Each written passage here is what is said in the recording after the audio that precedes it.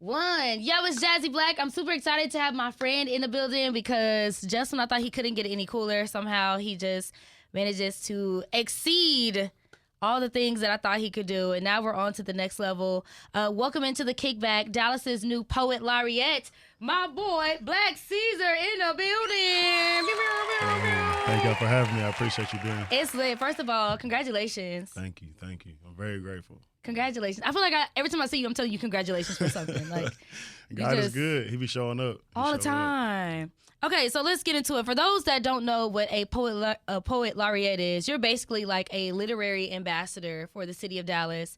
I always tell people, like, whenever you think about the presidential inauguration, there's always a poet laureate there that gives, a spiel and just gives, the country some hope and some inspiration for the next leader. And so we have one here in Dallas, and that is you. So such a major accomplishment.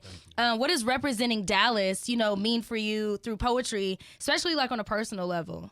And so being the laureate, this is something that I've aspired for a very long time. Yeah. And so being able to finally achieve it kind of didn't feel real at first. It's like, dang, they chose me. But it's the most esteemed position that a poet, could want to achieve. And so just finally being here, it's like now it's time to get to work, and do the things that I've been doing, to get to this space and to put poetry in new spaces and give people opportunities, but ultimately, give myself the opportunity to open up those doors for the next generations. Right. Yeah. And I know your work is all about like impact. So how do you intentionally use your gift to inspire people, not just to feel, but to actually think and like move differently? Because I've been there, I've been there, dealing with depression, dealing with, identity issues, not knowing where I belong. And ultimately, we're not the only ones who's feeling these things, And so being able to align my poetry with things like vision, with things like community and understanding self, you start to see that, this artistry, it compounds and it goes from just saving, I can save myself to I can save this house. Now I can save this block. I can save this neighborhood and so on and so forth. But that's what it looks like, though, this understanding that everybody has these traumas, whether they be small or big, and just being able to address those, make them relatable, and then be able to relay them to the people in a way that, that draws them in and hopefully inspires them. Yeah. I feel like oftentimes, especially just being here on radio, I've realized a lot of times it's not the content of the message, but who they hear it from. Yeah. So I think you being in a position right now to where you can use your voice to amplify people that might not have been heard, or, people that are just waiting for a message of hope. Sometimes it be those little nuggets that people never realize, like, oh, that's what I needed. So absolutely. I'm really excited for you. I know you talk a lot about like consistency over perfection. What's a goal for you that you have set yourself that really tested that mindset? Well, I mean, outside of just being able to be the poet laureate, just making myself a full-time poet, and making enough space for my craft. That's not easy. Because you got to make it sexy. People think being a rapper is hard. Try being a professional poet, a full-time poet, and having to really live through your art and give yourself time to let your art develop, and then, like you said, put it in literary spaces, but then not just literary spaces, but in spaces that is never been, and to be consistent and focused enough, and to make it attractive enough where people want to be aligned with it, and people want you in their spaces to ultimately elevate what they're doing. And so, that consistency just comes from also me playing college football and just aligning those goals, being competitive with how can I be competitive and how can I compete now in my craft, because poetry is very much a sport. Were you in the locker room spitting poetry? I used to write. I wrote in high school. I wrote a little bit in college, but in college it turned into more of a job. And so, but I used to write for girls and things like that in high school and college. Okay, no, I can see you in the hallway on the steps after school talking about, hey, girl. Oh, my gosh, what's happening here? So looking back at your journey, what were some key stepping stones that helped you shape into the artist and the leader that you are today? Wow. So one, whenever I graduated college, I found myself in somewhat of a depression, right? And I had to write myself out of that depression. And that's why I live by the term now, poetry saved me, because it found me at a very low point in my life, but it also showed me that my life had so much purpose, and and so much direction, and there are so many things that I was supposed to be doing for the people, and ultimately just my family. My family being such a supportive system and always driving me, and always, even if I told them, hey, I'm quitting my job and becoming a poet, they were like, if you're going to do something, pour your heart into it. And that's how I do with anything I do, whether it be one of my books, whether it be a show, whether it be an initiative. I'm going to pour my heart and soul into it. That's the only way that you're going to get out what you really want from it. What was it that got you to that low point? Was it just like not knowing which direction you wanted to go in life? It came back to those identity issues, and so you're in college and you have your scholarship, you have a car, you got an itinerary, and then you got 150 teammates. But when I graduated, it was, here's your car, here's your apartment, here's your job, go. And I didn't know who I was. So I started painting every day, and I went from painting to putting poems on my paintings, and then I just started just writing poems, and then I wrote every day for about 2 years, and after that, that turned into my first book, and then after I sold my first book, and then people were like, well, we need you to come do readings, and then things just started to compound as I went deeper into my craft. Wow. It's always interesting to see how people get to like where they are, and a lot of people feel like, from the outside looking in, that success happens overnight, or you just one day realize that you have this gift and you're like, oh yeah, I'm just going to go for it. But like, people don't talk about the pain and like how much it hurts to even figure out like, how do I get this out of me? And sharing it with people is just like a whole nother level. So shout out to you for just having courage and like standing on your own 2 toes and, what I'm saying, being like, okay, I'm not afraid to take the step, and people going to feel me, and they going to hear me either way. You can be, and just much like what you do, if you see that target, and you have to go after it, and then understanding that we're not a target, but we're the arrow. You know what I'm saying? We're the ones doing the shooting, and we have the aim, and we can go wherever we want to go. Just with intention. Come on. I know being Poet Laureate comes with some responsibility. Yeah. You're already a busy man, but you're about to be busier, okay? Yes, what kind of legacy do you want to leave in the city, during this next, how long do you? It'll be 2 years. 2 years during this term. What kind of legacy do you want to live? And like, do you have any ideas? Like, well, so I really ultimately just want to leave behind a legacy of just dope writers.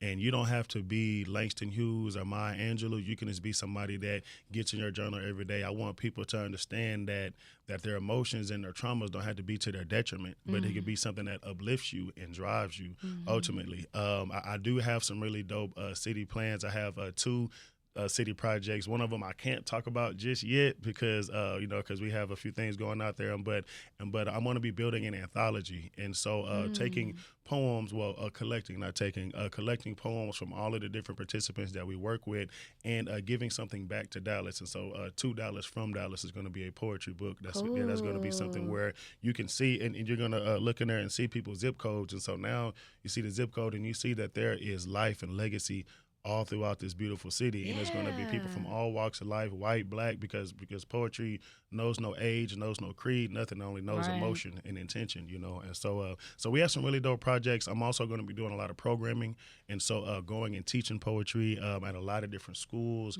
organizations, any sort of initiatives, that do align with us as well, and speaking engagements. I get to go and perform. I get to speak at conferences and things like that. So it really is a life-changing experience. That's so cool. Yeah. We need all of y'all to stop putting your emotions on Facebook.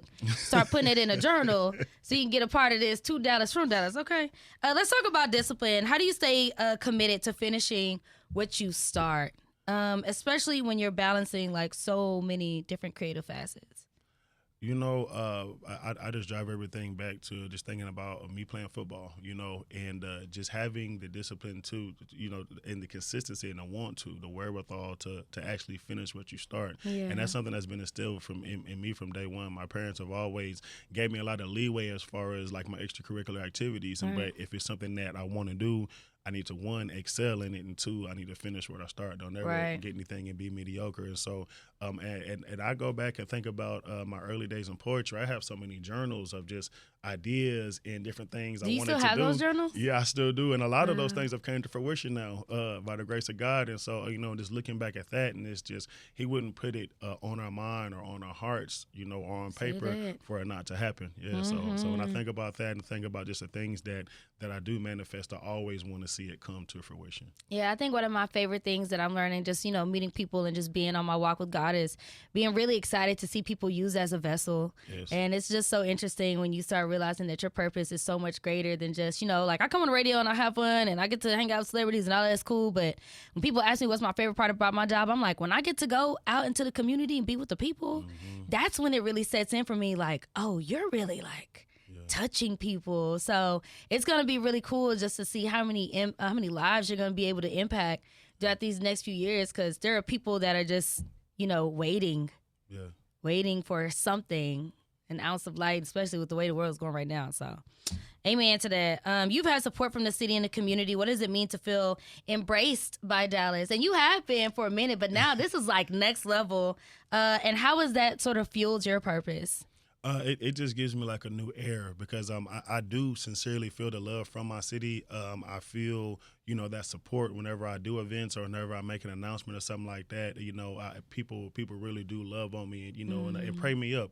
And so all this does is just give me a new plateau and just something new to aim for, so that I can make sure and deliver and execute and ultimately just pour back into my city how they pour into me, because outside of places like Chicago and St. Louis and New York, you don't really see poets, rise to prominence. And but being able to have that type of love, and a sincerity from my city, it really does mean a lot. And so I'm going to give Dallas, Texas everything I can, in these next 2 years, and moving forward as I have been already. That's cool. Yeah, this is a big stepping stone. I'm like, people be talking about building it brick by brick, but this is a big brick. You know what I'm saying? Family and your support system played a big role in your journey. Who are the people that help keep you grounded and just help push you forward? Man, so many people. Of course, my mom and my dad. My mom is, one of my best friends, but really my rock in a lot of different ways, and she inspires me, and I have a lot of her fire in me. Of course, and as well as my dad, my sisters. I've had some really great people, to assist me, but just even think about my mentor. Shout out Calvin J. Shout out to Wayne Henry, Don. Of course, I have my amazing manager in the building, Luscious Barbie. My first manager I ever worked with, KB, who we really had to go through a lot of ebbs and flows and understanding how we can make money and how, and in good ways to do business and ways to have longevity. And so there have been so many people who have aided in my journey, and I'm just super grateful. And that's one thing I'm always intentional about, is just relationships, having good relationships and making sure that you're treating people the right way, because it's going to take you a lot further. And whenever people see that you're genuine and you want what's best for them, and in the same way that they want what's best for you, that creates true longevity. Right. Yeah. And amen to alignment. Yeah. For anybody that's listening right now who has a dream, but they have not taken that first step, what would you tell them about turning small steps into something powerful? Things compound, and so if you start walking today, you'll be jogging in 2 weeks. If you start jogging in 2 weeks, you'll be sprinting in a month. And it's the same thing. It's the same thing with your artistry. It's the same thing with your business, whatever it is. Even if it's saving money, once you start to see that you got some equity in the bank, you're like, okay, well maybe I can throw a little more in there. I can do a little more. And so never sleeping on yourself and just taking that first step. You know what I mean? And just to take it, I hate to take it back to sports in the gym, but like the heaviest weight in the gym is the door. Like getting there and opening that, because once you're there, it's time to work, and you see other people moving and their fluidity. So now it's like, okay, I have to go out there and build my own. And so just getting started, I think that's the hardest thing for anybody to do. Yeah. But then once you start, like just see it to completion, even if it doesn't work. Like you have failed businesses, even if your book flops, even if you get on stage and you like stumble and you crash your speech, whatever it is, it's like you did it, and now you can grow from it and you can move forward with it. And that's one thing I really take with my poetry every single day. Is like I've had some lows, both financially, emotionally, so many ways. And so just overcoming that and knowing what you want from what you're doing. Because if you don't know your why, you'll be willing to go for anything, but just knowing that direction and being intentional about that direction. Come on. A word from Dallas's Poet Laureate, Black Caesar. come get you some of this work. Okay, people want to come and follow you on social media and just, be a part and support you during your term. How can they do that? You can follow me on all social media platforms. It's Black Caesar, Black CEASAR_. There will also be several mediums at which you can reach out to the Dallas Public Library to, whether you want to book me for an event or if you want to come and be a part of the programming, what have you. And so there are a lot of ways that we can connect and align. That's cool. And congratulations again. Thank you. I appreciate you, Jazzy.